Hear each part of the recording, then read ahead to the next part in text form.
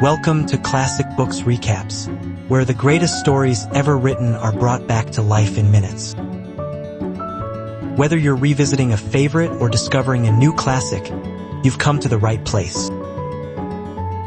Remember to hit subscribe and join us on a journey through the greatest novels ever written. Now, let's dive into today's story. Anna Karenina by Leo Tolstoy. We begin in Moscow in the home of Stepan Arkadyevich Oblonsky, Stiva to his friends. His household is in complete disarray.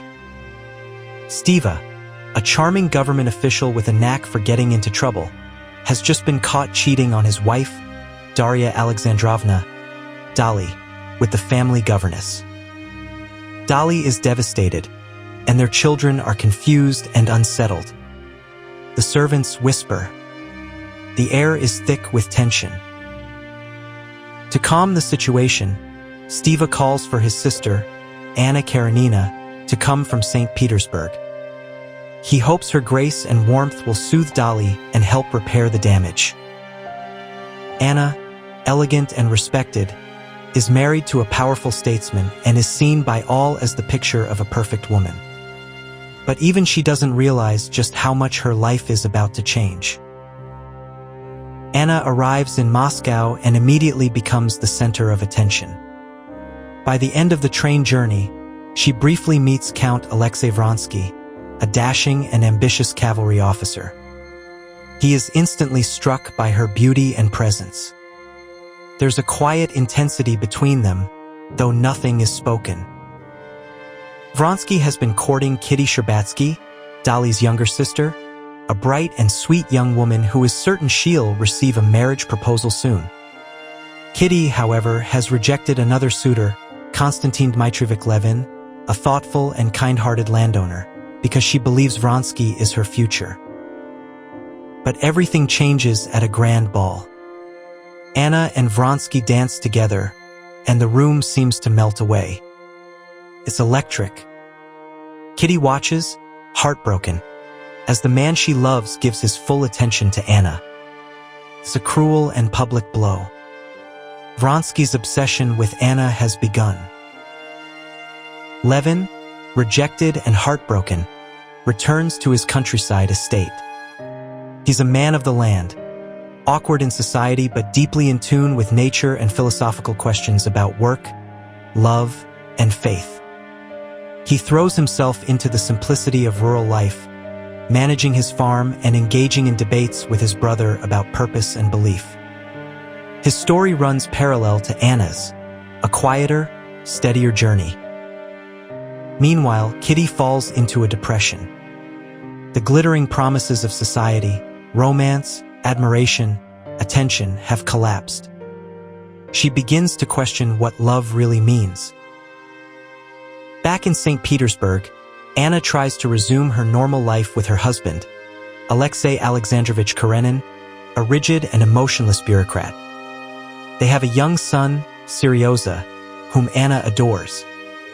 But she's distracted, restless, haunted by thoughts of Vronsky. Vronsky pursues her relentlessly. First, Anna resists. She knows the dangers. She knows what's at stake, not just her marriage but her role as a mother, a woman of society. But the passion is too strong. Eventually, she gives in, and their affair begins in secret. Society is quick to sense the scandal. Whispers follow them. At a horse race, Vronsky falls from his horse, symbolically and literally, and Anna reacts too emotionally in public, confirming suspicions. Karenin, humiliated and furious, confronts her. Anna becomes pregnant with Vronsky's child. Now she can't hide the affair anymore. She confesses to Karenin. He is cold, formal, and more concerned about public image than personal betrayal. He refuses a divorce, forcing her to remain legally bound while he punishes her emotionally. The situation takes a dramatic turn after Anna gives birth to a daughter. She becomes seriously ill on the brink of death. In her delirium, she begs Karenin for forgiveness. Shockingly, he grants it, even showing kindness to Vronsky. For a moment, it seems there might be redemption. But Anna recovers, and everything changes again. Anna chooses Vronsky over her husband, leaving her son behind. They travel for a time, trying to escape the judgment of Russian society. Eventually, they return to Russia, where peace still eludes them. Anna is torn apart by guilt over abandoning Seryoza. She writes desperate letters, but Karenin refuses to let her see him. Meanwhile, Vronsky begins to chafe under the weight of their relationship. He's still accepted in social circles, but Anna, marked as an adulteress, is not. She grows increasingly anxious, jealous, and paranoid. Her world shrinks to Vronsky alone. She fears losing him constantly. Their love, once passionate and liberating, begins to suffocate them both. While Anna and Vronsky's relationship unravels, another one begins to heal. Levin and Kitty meet again. Kitty is no longer the naive girl of Moscow balls. She has matured through her suffering. She now sees the quiet strength in Levin, the integrity she once overlooked. Levin proposes again, and this time Kitty says yes. Their wedding is modest, sincere, and filled with hope. Life in the countryside suits Kitty. She nurses Levin's dying brother with tenderness, proving her depth of character. Their marriage isn't perfect. Levin wrestles with spiritual doubts and fears of insignificance, but together, they work through their struggles. They represent a quieter, more enduring kind of love. Anna's world continues to close in. She sees no way back to her son, no place in society, and no real future. Vronsky, though still affectionate, is often away, focused on his political ambitions. She becomes consumed by jealousy, convinced he will abandon her as he did Kitty. In a state of despair, Anna begins taking opium to sleep. Her thoughts turn darker. She rides alone to a train station, the same place where her journey with Vronsky began. In a final act of desperation and hopelessness, she throws herself onto the tracks, ending her life beneath the wheels of a train. It's a haunting, tragic moment, one of literature's most unforgettable endings. After Anna's death, Vronsky is devastated. He joins the military and volunteers for a dangerous mission, seeking escape or perhaps redemption through battle.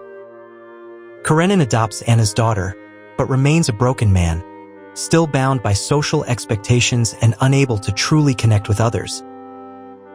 Meanwhile, Levin and Kitty welcome their first child. In a quiet moment, Levin walks through the fields and feels something shift inside him. He realizes that while he may never fully answer life's biggest questions, he can live with love, humility, and faith in the goodness of simple things. His journey ends not in tragedy, but in a soft, steady hope. Anna Karenina is more than a love story.